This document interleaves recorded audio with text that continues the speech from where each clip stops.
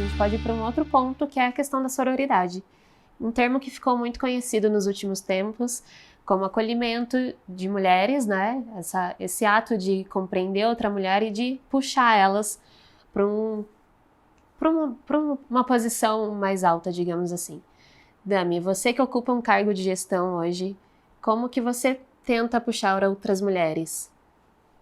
Camadas também é uma palavra que está na moda, são muitas camadas, eu não consigo atuar em todas as camadas, mas a gente tem programas com menores aprendizes, com estagiários, e aí é algo que eu tenho comigo, trazer um pouco do meu tempo, da minha experiência para essas garotas. Então, chegam garotas com 16, 17 anos, às vezes muito assustadas ali, né, com aquele ambiente, e a gente tem uma rotina bastante tumultuada, né, o dia a dia, ele... tumultuada é uma palavra, enfim, mas eu chego a ser perturbadora com essas garotas. Num primeiro momento, não sou bem aceita, não sou bem entendida, mas quero acreditar que depois a gente colhe bons frutos.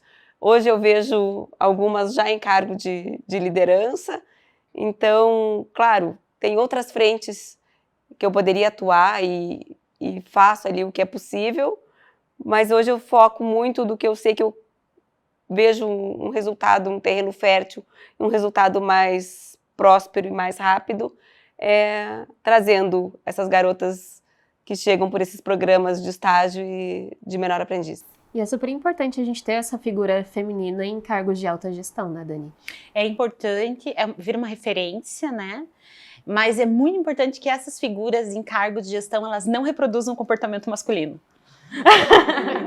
Né? Que elas se coloquem como mulher e que elas digam para essas mulheres: eu te entendo, porque eu também sou mulher, sabe? Eu tive o medo que você tem, eu te vejo assustada porque eu também estive assustada. É esse lugar, né? E a gente tem essa questão de retomar, eu vejo como uma retomada de sororidade, de retomada de buscar as pessoas mais velhas e de querer entender um respeito, até, eu gosto muito da palavra ancestral, né, dessa ancestralidade, uma ancestralidade dentro da empresa, uma ancestralidade dentro da família, né, buscar aprender com as mulheres mais velhas ensinando as mulheres mais novas o que é passar por essa experiência sendo mulher, né, e não reproduzindo o que os homens fazem e não reproduzindo a perspectiva do que os homens esperam da gente, né? Mas o que é ser mulher de fato? Uma coisa legal para a gente pensar a dororidade, né? Não só a sororidade, mas a dororidade, que é a dor, compartilhar a dor também é pedagógico, né? Também eu passei por isso, e da gente poder se entender que não é uma caminhada simples, ela não é fácil, não é porque alguém chegou lá e venceu e conseguiu e está na gestão e que todo mundo vai conseguir trilhar igualmente, vai ser tranquilo, que não é assim que funciona. Né? Então, cada uma sabe das suas histórias, acho que também, repito, né? Falar sobre mulher é sobre falar sobre plural, e a gente precisa falar disso, a gente não se reduzir numa plateia onde tem 99% de mulheres e tem um homem e as pessoas se referirem a todos como se as mulheres ali não estivessem. Então a gente já tem elementos suficientes para a gente falar a todas as mulheres, ao homem que está ali, né? Então são poucas coisas e coisas pequenas a serem observadas que elas precisam ser quebradas, são barreiras a ser quebradas. Seja na língua, seja no comportamento, seja de entender os comportamentos que são diferentes, seja de não querer que todo mundo reproduza o mesmo comportamento em busca de uma feminilidade, né? Porque feminilidades, a gente pode pensar nesse sentido também, de performance de gênero que a gente pode desenvolver nesse sentido também. Então, desafios muitos, né? Não é fácil ser mulher, né, meninas? Não é fácil. Eu acho que não é fácil ser humano quando você coloca a humanidade em primeiro lugar, né? Porque se a gente pensar nesse movimento das mulheres se apoiando e tal, é difícil para os homens, eu entendo que é difícil, porque é muito difícil você começar a ter que repensar uma estrutura que sempre te deu privilégios. E você ter que reconhecer que você está num lugar de privilégio. Então, os homens... E eles reconhecem? O que vocês acham? Vocês convivem com pessoas que eles uma percebem? É muito difícil. Pequena. É muito difícil para se reconhecer. Eu sou casada com um homem feminista, mas o meu marido o homem feminista, ele tem uma outra perspectiva, porque ele é deficiente. Então ele já não performa a masculinidade esperada. Eu acho que eu nem casaria com uma pessoa que performasse a masculinidade esperada. Já é uma outra, é uma relação de iguais. Entende? Já começa uma relação de iguais, porque a sociedade enxerga a gente como iguais, entende? Esse ponto, né? Será que eles têm essa percepção desse lugar privilegiado, Mas o é que homem eu acho que é branco do muito topo da confortável pirâmide? também É pra confortável eles, né? para eles, é confortável para eles não ver. Tem uma fala num seriado da Kate Holmes, como que era? Não vou lembrar o nome do seriado, mas ela fala assim, ela tá panfletando, é meio movimento sufragista, e ela tá panfletando, e daí ele fala assim, ai, mas você se envolvendo com política, tipo, o que tem a ver? Daí ela fala assim, pra você tá muito confortável, você não quer mudar um sistema que te privilegia. Você não percebe problema num lugar onde você tem privilégio. Já tem tanto problema, você pega mais outro. Mais outro, pois é, tipo assim, né? E agora você tem essa questão das mulheres reivindicando esses lugares. Então, exigindo que seus companheiros vai dividir o trabalho doméstico. Sim, vai dividir o cuidado com a criança, sim. É porque Né? se tem alguém trabalhando em casa e alguém sentado, tomando o seu chá, seu café, Pela lógica. a equação não está equilibrada. Não tá. E aí tem gente que fala assim, mulheres que dizem, mas o meu marido me ajuda em casa. Gente, ele não tem que te ajudar em casa, ele não é uma benesse, ele não ajuda você. A casa, ela não se muda sozinha, ela não se limpa sozinha, ela precisa que as pessoas se envolvam. Quem mora na casa precisa se envolver com o cuidado da casa. Exatamente. Né? E aí é muito doido isso, porque isso é recorrente. Não, mas o meu marido me ajuda. Então, isso individualiza e quer dizer sobre o universo masculino que as coisas estão mudando. Elas estão mudando a passo de formiga. Passo de formiga. São frases que a gente, elas vão se repetindo, né? O meu marido me ajuda, você tá tão bem pra sua idade. E daí se a gente começar a entrar no etarismo, daí a gente vai ter uma outra conversa. Mas é preciso que a gente também entre, não agora, mas é sobre isso. É preciso olhar para essas condições a partir da interseccionalidade. Com certeza. E o etarismo vai entrar nisso, a questão da deficiência vai entrar nisso, a gente precisa fazer esse cruzamento de conceitos, né? Porque aí a gente começa a pensar nessa transformação, não dá para ver só a partir de um ponto de vista, né? Não é, como eu tô repetitiva, mas é preciso. É a mulher preta, é a mulher deficiente, é a mulher que é de uma religião que não é a normativa, o tempo todo são interseccionalidades que a gente precisa pensar, que são esses marcadores sociais que vão nos identificar. A gente tem uma perspectiva, eu vou contar a história da rivalidade feminina, de uma perspectiva eurocêntrica, tá? Quero deixar assinalado aqui, tá? Porque é a perspectiva que eu estudei e tenho trabalhado muito para desconstruir essa perspectiva, porque a gente tem ainda a história, toda a nossa história, ela é muito eurocêntrica. Então, quando eu olho para as mulheres na Europa, de quem a gente herdou isso, essa questão da rivalidade, ela vem de uma ideia medieval, antes do medievo ainda, mas desde a antiguidade, de que as mulheres, elas cuidavam do nascer e do morrer.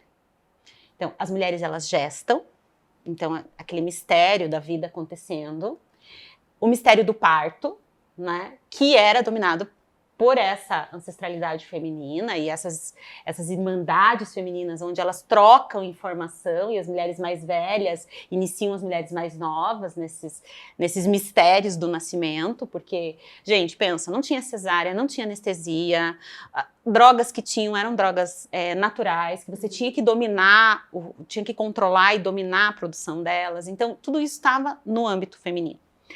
E o morrer também, porque quando as pessoas adoeciam, a expectativa de vida, então falando de Europa, a gente tinha uma expectativa de vida lá de 40 anos no máximo, lá porque tinha muitas doenças. E hoje a gente vive 2 vidas numa, né, Dani? Dentro dessa perspectiva, sim. E daí você tem essas mulheres que cuidam dos remédios, que cuidam dos moribundos, que preparam os corpos dos mortos. E tanto nascer como morrer atribuído a essas mulheres. E essas mulheres dentro dessas irmandades passando esse conhecimento.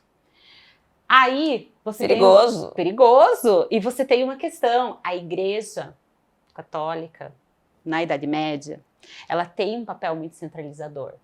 E ela vê um desafio à sua autoridade nessas mulheres. E daí o que ela faz? Cria as loucas. Cria as loucas, cria as bruxas, né?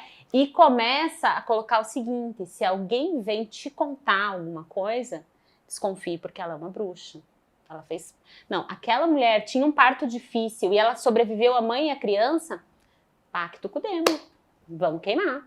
Entendeu? Então, em vez de você valorizar esse conhecimento, como era um conhecimento que os homens não dominavam, porque ela vem de uma ancestralidade feminina, tá? Você faz o quê? Você acaba com ele. Né? E daí você tem essa ideia do coven, da bruxa, que seriam essas irmandades, essa troca, né? E a gente percebe hoje, como mulher, né? Eu tô numa fase aí de pré-menopausa, por exemplo. Vou conversar com outras mulheres que estão nessa fase. É um assunto tabu, gente. A menopausa começa aos 35 anos.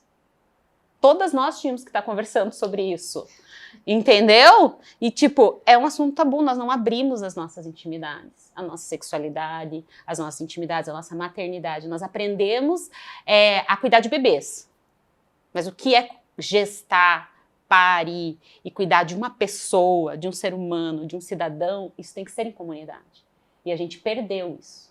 E aí, nesse mesmo sentido, você vai ver as comunidades de matriz africana que Exato. que eram matriarcais, né? Então, tinha esse conhecimento também, uma organização em torno das matriarcas, que isso vai depois sendo transformado, mas assim como a gente vê em várias comunidades indígenas também, os saberes que dominam não só as mulheres, mas toda a questão da pagelância que se faz, do cuidado com o corpo, numa situação que para a gente seria análoga a medicina tradicional, né, para a gente pensar a respeito, mas o quanto a gente tem medo e quer dizer que aquele saber ele é menor do que o saber da medicina tradicional. Passa pelas mãos femininas o tempo todo, né? Uhum. O tempo todo, seja no cultivo, seja no preparo das ervas. E daí a igreja olhando para isso, ela olha e fala, não, peraí, eu tenho que colocar a rivalidade.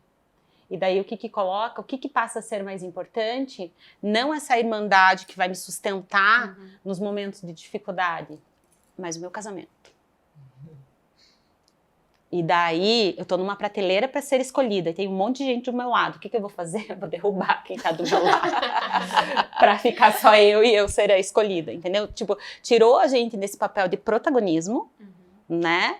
Para um papel de secundário, e até esse papel de que a nossa função na Terra é cuidar, daí falando, né, a nossa função na Terra, na perspectiva católica, medieval, era dar continuidade para uma semente masculina. O nosso segundo episódio fica por aqui, e se você perdeu a primeira parte dessa conversa, não tem problema. O primeiro episódio está disponível no nosso canal no YouTube e no LinkedIn.